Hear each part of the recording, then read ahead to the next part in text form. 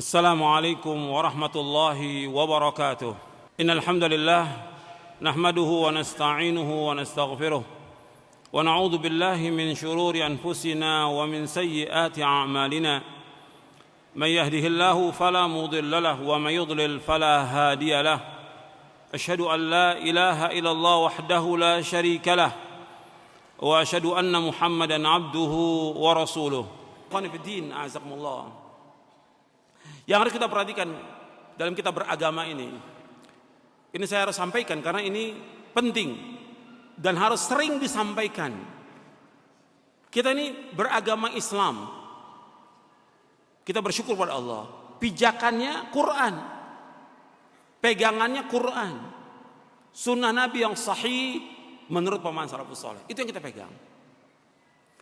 Dalam kita menjalani kehidupan ini, apakah kita berakidah, beribadah, berdoa, atau yang lainnya, semua aktivitas kehidupan kita itu harus kita kembalinya kepada Quran, kepada Sunnah. Nah, banyak penyimpangan terjadi karena apa? Disebabkan mereka mengikuti tanpa ilmu. Ini yang terjadi dalam beragama, dalam beribadah, dalam berdoa, ngikuti orang, nggak punya ilmu, nggak punya dalil. Dalam kita beragama harus sumbernya dalil dari Quran. Quran sudah jelaskan semuanya ini. Dalilnya mana? Dalam kita beragama, hujahnya mana? Kita nggak boleh ikut apa yang kita nggak tahu. Nggak boleh kita ikut-ikutan kepada orang kalau kita nggak punya dalil. Nggak boleh dalam Islam. Antum lihat dalilnya. Antum catat, antum lihat. Yang pertama dalam surah Al-Isra, surah 17 ayat 36. Allah berfirman, "Wala taqfu ma laisa laka bihi ilmun, inna sam'a wal basara wal fuada kullu ulaika kanu anhu mas'ula." Jangan kamu ikut apa yang kamu tidak tahu. Jangan kamu ikut apa yang kamu tahu. Karena sungguhnya pendengaran, mata dan hati akan ditanya oleh Allah.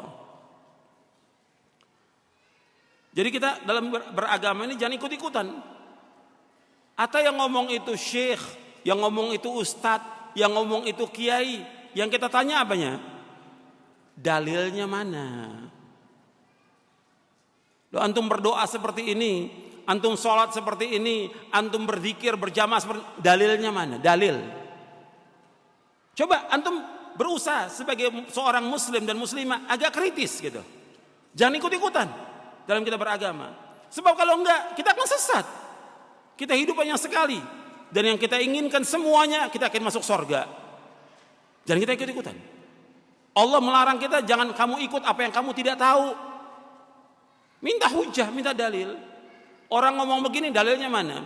Ketika orang-orang Yahudi, ketika orang-orang Nasrani mengatakan kepada Nabi Muhammad SAW bahwa yang masuk surga itu Yahudi dan Nasrani. Kata mereka, Nabi, di depan Nabi SAW, orang Yahudi dan Nasrani mengatakan kepada Nabi Muhammad SAW tidak masuk surga kecuali orang Yahudi dan Nasrani. Bukan Nabi celah atau Nabi tanya. Nabi tanya apa? Dalil. Allah sebutkan dalam Al-Quran, dalam surah Al-Baqarah di ayat 111, surah yang kedua ayat 111. Allah berfirman, "Wa qalu la yadkhulul jannata illa man kana hudan aw nasara tilka amaniyuhum qul hatu burhanakum in kuntum shadiqin." Allah berfirman dalam surah Al-Baqarah ayat 111. Kalau yang bawa mushaf Al-Quran dilihat benar atau tidak itu. Wa qalu la yadkhulul jannata illa man kana hudan aw nasara tilka amaniyuhum qul hatu burhanakum in kuntum shadiqin. Mereka berkata tidak masuk surga kecuali orang-orang Yahudi atau Nasrani. Kemudian kata Allah kepada Nabi Muhammad SAW, "Qul," katakan kepada mereka, "Hatu burhanakum in kuntum shadiqin." Mana bukti kamu, mana hujjah kamu, mana dalil kamu jika kamu orang-orang yang jujur. Enggak bisa mereka keluarkan dalil. Enggak bisa mereka keluarkan hujjah. Maka agama ini agama dalil, agama hujjah. Ada enggak dalilnya? Dalam kita beragama, dalam kita mengamalkan, Dalilnya ada nggak? Kalau nggak ada jangan ikut. Siapapun dia, ustadz kayak syekh atau imam atau yang lain. Hatta Imam Syafi'i rahimahullah mengatakan demikian. Kalau ada pendapatku menyalahi sunnah Rasulullah, buang pendapatku. Ikuti apa? Ikuti sunnah Rasulullah SAW. Semua imam, Imam Hanafi, Maliki, Syafi'i, Hambali semua mengatakan demikian. Kalau ada pendapatku menyalahi sunnah Rasul, buang pendapatku semuanya. Ikuti sunnah Rasulullah Sallallahu Alaihi Wasallam. Dan nggak boleh bagi orang untuk mengambil pendapatnya imam kalau sudah ada sunnah Rasulullah Sallallahu Alaihi Wasallam.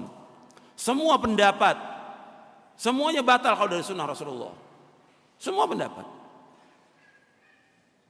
Idza warada al-athar batala an-nazar. Bila sudah datang athar, maka batal sudah semua pendapat itu. Itu yang pertama yang harus kita perhatikan dalam kita beragama. Jadi hujah, dalil jangan ikut-ikutan. Hatta antum kan saya sudah ngikuti pemahaman salaf. Tetap dalilnya mana? Dalam beribadah, dalil yang kita minta dalil. Hujahnya mana? Contohnya mana? Ada nggak keterangannya? Kalau nggak ada, jangan. Bukan kata orang, pendapat ustadz, pendapat guru, nggak bisa kita pegang. Yang kita pegang apa? Dalil.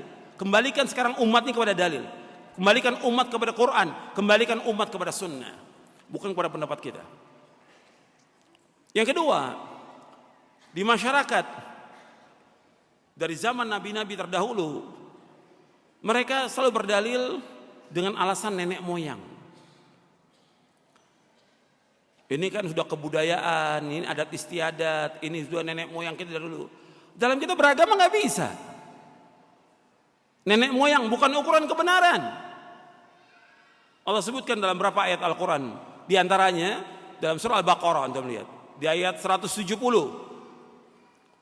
Wa idza qila lahum ittabi'u ma anzalallah qalu bal nattabi'u ma alfayna alaihi aba'ana aw law kana aba'uhum la ya'qiluna syai'an wa la yahtadun. Disebutkan wa idza qila muttabi'u ma anzalallah qalu bal nattabi'u ma alfayna alaihi aba'ana. Apabila dikatakan kepada mereka, ikuti apa yang Allah turunkan kepada Rasulnya sallallahu alaihi wasallam, mereka berkata, kami mengikuti apa yang kami mendapati bapak dan nenek moyang kami melakukan demikian. Kata Allah, "Alau kana aba'uhum la yaqiluna syai'an wa la yahtadun."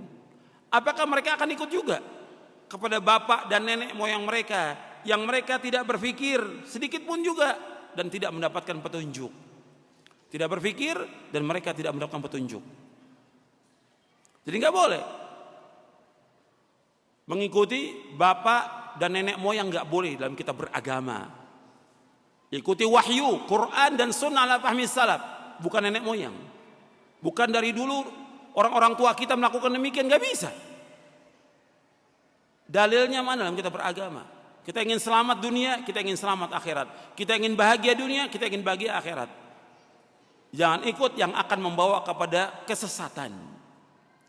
Yang ketiga, yang sering dijadikan dalil oleh masyarakat orang banyak dalam beragama, apakah dia ibadah, apakah zikir, apakah doa, apakah sholat, atau yang lainnya, atau perayaan-perayaan yang Nabi nggak contohkan sallallahu alaihi wasallam, mereka ngadakan. Kata mereka orang banyak melakukan. Orang banyak bukan ukuran kebenaran. Allah dalam Al-Quran nggak pernah memuji banyaknya manusia, tidak pernah dalam Al-Quran. Yang ada celaan dan banyak celaan. Walakin aktsaran nasi la yashkurun, walakin aktsaran nasi la ya'lamun, walakin aktsaran nasi la yu'minun. Banyak sekali Allah mencela. Kebanyakan manusia ini tidak bersyukur, kebanyakan manusia tidak mengetahui, kebanyakan manusia tidak beriman, dan yang lainnya. Nggak boleh kita ikut. Maka Allah sebutkan di dalam surah Al-An'am, surah yang ke-6 ayat 116. Surah Al-An'am surah yang ke-6 ayat 116. Allah berfirman, "Wa in tuti' aktsara man fil ardi yudilluka an sabilillah iyattabi'una illa dhanna wa inhum illa yakhrusun." Seandainya kamu mengikuti kebanyakan manusia di muka bumi, niscaya mereka akan menyesatkan kamu dari jalan Allah. Mereka tidak lain hanyalah menyangka-nyangka, dan mereka tidak lain hanyalah berdusta. Jadi mereka ini hanya berdusta. Jadi Allah sudah sebutkan kalau mengikuti kebanyakan manusia, kata Allah apa? Yudhilluka an sabilillah. Mereka akan menyesatkan kamu jalan Allah. Maka orang banyak bukan ukuran kebenaran. Nenek moyang bukan ukuran kebenaran.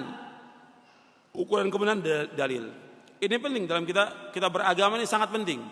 Antum catat, nanti antum lihat lagi di rumah, ulangi lagi. Kalau kita lihat kebanyakan agama di masyarakat itu ngikuti orang banyak. Kalau orang awam mungkin kita berpikir karena awam ya, tapi terjadi juga kepada para penuntut ilmu. Terjadi juga kepada para ustadz. Kita kok ustadz ngerjakan ini? Ya orang banyak. Kok orang banyak sekarang? Loh antum sekolah di luar negeri kan dalil kan yang dipelajarin.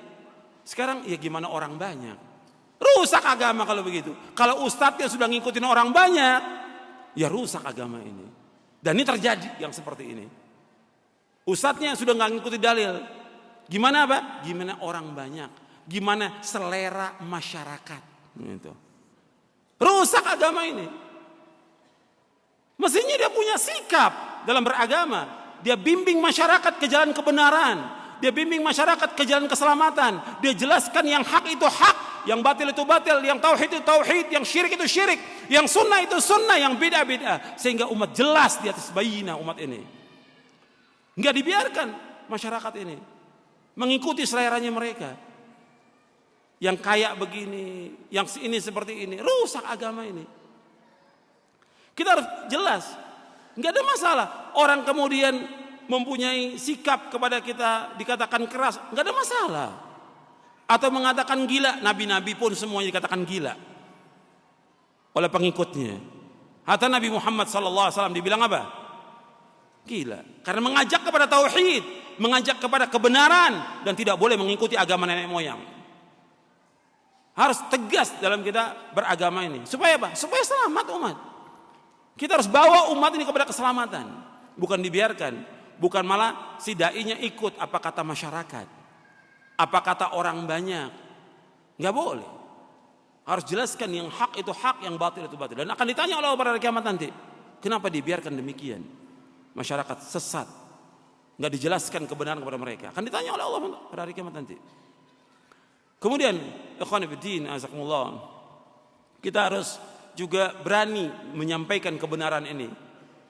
Diskusi. Tanyakan kepada ustadznya. Jangan diam. Allah berfirman, "Fas'alu ahla dzikri in kuntum la ta'lamun." Tanya kepada ahlu dzikir, tanya kepada ahlul ilm jika kalian tidak mengetahui. Jangan diam. Tanya. Kenapa ustadz mengadakan perayaan seperti ini? Kenapa ustadz mengadakan dzikir berjamaah seperti ini? Mana dalilnya? Mana keterangan? Tanya. Jangan diam. Jangan ngikut kepada kesesatan. Tanya. Ini Allah yang mengajarkan demikian. Fas'alu ahla dzikri in kuntum la ta'lamun. Tanya kepada ahli dzikir, orang yang berilmu jika kamu tidak mengetahui. Tanya terus dalilnya. Ini penting dalam kita beragama supaya kita selamat. Ini diantara yang perlu saya sampaikan karena ini masalah-masalah penting, masalah prinsip dasar dalam kita beragama. Termasuk juga satu lagi yang belum, mengikuti kiai, ustadz, tuan guru, ajengan, habib, nggak bisa kita ngikuti. Mereka manusia. Yang kita ikut dalil. Antum lihat orang-orang Nasrani sesat itu karena siapa? Saya tanya kepada antum, orang Nasrani, Kristen sesat karena siapa? Karena para pendetanya. Mereka sesat karena siapa? Karena pendetanya. Bukan mustahil juga umat ini sesat karena apa? Karena gurunya, karena ustadznya, karena kiainya. Nabi bersabda SAW, "Inna akhwafa ma akhafu ala ummati al-a'immatal mudillin." Sesungguhnya yang paling aku takuti sekalian, imam-imam yang menyesatkan. Dai-dai yang menyesatkan, kata Rasulullah. Itu yang paling takut oleh Rasulullah SAW. Antum lihat juga dalil dari Quran tentang orang-orang Nasrani disesatkan oleh para pendetanya di surah At-Taubah. Di surah 9 Allah menyebutkan di ayat 31, ittakhadhu ahbarahum wa ruhbanahum arbaba min dunillah wal masih ibn maryam wa ma umiru illa liya'budu ilahan wahida la ilaha illahu subhanahu amma yusyrikun. Allah berfirman dalam surah Al-Bara'ah, surah At-Taubah, surah yang ke-9 ayat 31. Ittakhadhu ahbarahum wa ruhbanahum arbaba min dunillah. Mereka menjadikan pendeta-pendeta mereka dan rahib-rahib mereka, artinya ulamanya dan juga para rahibnya, para ahli ibadahnya, arbaba min sebagai tuhan-tuhan selain Allah. Wal masih ibn maryam, dan menjadikan Isa juga sebagai Tuhan, Isa bin Maryam. Wa ma umiru illa liya'budu ilaha wahida, dan mereka tidak diperintah melainkan untuk beribadah hanya kepada satu Tuhan, kepada Allah saja. Wa ilahukum ilahu wahid la ilaha illahu rahmanur rahim. Tuhan kamu hanya satu, Allah Rabbul Alamin. Enggak ada dua, satu. Allah, tidak ilah yang berhak diberikannya Allah. Allah yang Maha Pengasih dan Allah Maha Penyayang. La ilaha illahu, tidak ada ilah yang berhak diberikannya Allah. Subhanahu amma yusyrikun, Maha suci Allah dari apa yang mereka persekutukan. Allah sebutkan dalam ayat ini, mereka menjadikan ulama mereka, pendeta mereka, ahli ibadah mereka sebagai Tuhan selain Allah. Dan juga Isa bin Maryam. Waktu ayat ini turun, Adi bin Hatim mengatakan, ya Rasulullah, saya tidak, kami orang-orang Nasrani enggak menyembah para pendeta, enggak menyembah para pendeta, enggak menyembah para ahli ibadah mereka, tidak. Kata Nabi, bukankah kalian menghalalkan apa yang mereka halalkan, dan kalian mengharamkan apa yang mereka haramkan? Artinya menghalalkan apa-apa yang Allah haramkan dihalalkan mereka, kemudian mengharamkan apa-apa yang Allah halalkan, kalian ikut. Kata Hadi, iya, tilka ibadatum, itulah ibadah mereka. Jadi kita nggak boleh ikut apa yang disampaikan oleh kiai, oleh ustadz, kecuali dalilnya, keterangannya. Jangan kita ikut. Oh ini yang begini boleh, oh ini sunnah, dari mana dalilnya? Keterangan dari mana? Amalan doa-doa ini, zikir ini, kalau baca zikir ini 1000 kali selamat, atau 1101 kali itu bisa ngilang umpamanya. Dari mana keterangannya yang seperti ini? Amalan-amalan yang enggak ada contoh dari Rasulullah SAW yang dibuat-buat oleh manusia. Makanya menjadikan mereka sebagai Tuhan. Karena apa? Ikut aja apa kata mereka. Maka Allah katakan kalian menjadikan mereka sebagai Tuhan. Kemudian Allah berfirman, wa ma umiru illa liya'budu ilaha wahida, dan mereka tidak diperintah beribadahnya kepada Allah saja, mengikuti apa yang Allah turunkan kepada nabinya Muhammad sallallahu alaihi wasallam. La ilaha illahu, tidak ilah yang berhak diberikannya Allah. Maha suci Allah dari apa yang mereka persekutukan. Ini juga seperti orang menjadikan kuburan sebagai tempat ibadah. Saya tanya kepada antum, banyak gak kuburan di Indonesia yang dikeramatkan? Banyak. Yang dianggap berkah? Banyak. Kuburan yang orang datang berbondong-bondong sebagai tempat ibadah? Banyak di Indonesia. Yang mengatakan demikian siapa? Kiai-kiai, ustadz-ustadz mengatakan demikian. Allah enggak turunkan hujjah kepada mereka. Allah enggak turunkan keterangan kepada mereka. Kuburan bukan tempat ibadah. Kuburan bukan tempat ibadah. Kalau masjid tempat ibadah, kuburan bukan tempat ibadah. Tapi orang berbondong-bondong datang ke sana minta dan berdoa kepada penghuni kubur. Ini perbuatan syirkun akbar, syirik yang paling besar, yang membatalkan seluruh amalnya dia dan membatalkan keislamannya dia. Kalau sudah sampai hujjah kepada mereka, ini terjadi. Makanya kita harus tahu bagaimana berdoa yang benar sesuai dengan syariat, zikir yang benar. Kenapa?